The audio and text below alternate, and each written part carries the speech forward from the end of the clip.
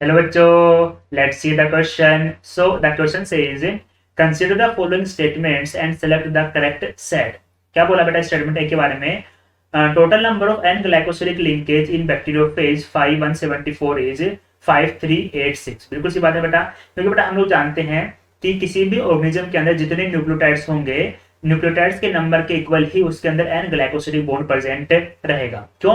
क्योंकि बेटा हम लोग जानते हैं कि जो एन ग्लाइकोसिलिक बॉन्ड है वो nitrogen base and pentose sugar के बीच में प्रेजेंट होता है। चूंकि बैक्टीरियोफेज 5174 के अंदर जो न्यूक्लियोटाइड्स है बेटा वो 5386 होता है, इसी वजह से इसके अंदर जो number of N glycosidic linkage रहेगा बेटा वो कितना रहेगा? सेम रहेगा, that is 5386। So statement A क्या हो गया? करेक्ट हो गया। समझ में आया? चलो बी की बात करेंगे। Two nucleotides are linked through 3 to 5 phosphodiester bond. बिल्कुल सी बात है बेटा कि जब किसी भी न्यूक्लियोटाइड का पॉलीमराइजेशन होता है बेटा, तो उन दोनों के बीच में जो फॉस्फोडाइएस्टर बॉन्ड बनेगा वो हमेशा थर्ड प्राइम पर जो फ्री OH ग्रुप होता है उसके बीच में, और जो 5 प्राइम पे फ्री फॉस्फेट होता है बेटा, उन दोनों के बीच में क्या होता है? फॉस्फोडाइएस्टर बॉन्ड का लिंकेज रहेगा। सो स्टेटमेंट बी भी क्या हो जाएगा? करेक्ट हो जाएगा, कोई दिक्कत नहीं।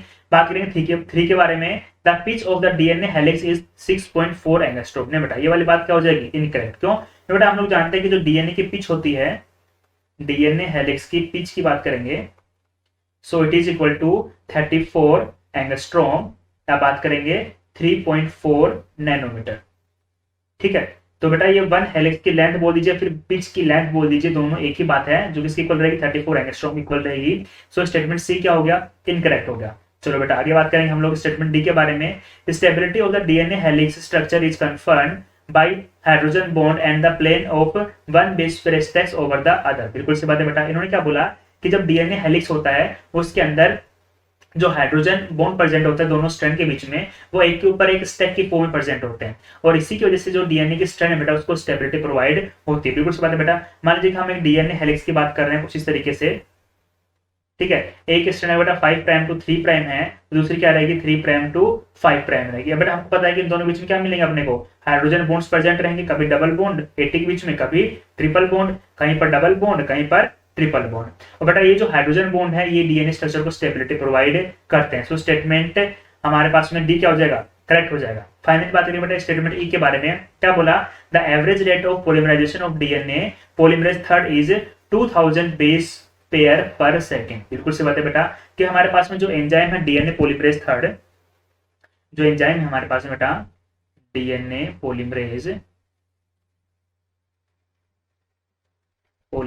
थर्ड, ठीक है, इसकी जो स्पीड होती है बेटा कितनी होती है? 2000 बेस पेयर पर सेकेंड। मतलब कितनी स्पीड से जो है वो एंजाइम काम करेगा? लगभग 2000 बेस पेयर को 1 सेकंड के अंदर पॉलीमराइज करवा देगा। तो बेटा इसलिए हम लोग क्या बोलते हैं, जो एंजाइम डीएनए पॉलीमरेज थर्ड है वो हाईली एफिशिएंट एंजाइम होता है और हाईली एक्यूरेट भी होता है, वो जल्दी से मिस्टेक नहीं करता है। तो इसके पास में दोनों प्रॉपर्टी है, हाईली एफिशिएंट है और हाईली एक्यूरेसी इसकी रहेगी। सो स्टेटमेंट हमारा ई है वो क्या रहेगा? करेक्ट रहेगा। सो बेसिकली सिर्फ और सिर्फ स्टेटमेंट सी इनकरेक्ट है, बाकी स्टेटमेंट ए करेक्ट है, बी करेक्ट है, डी करेक्ट है एंड ई करेक्ट है। That's why our correct answer will be option C. Best of luck.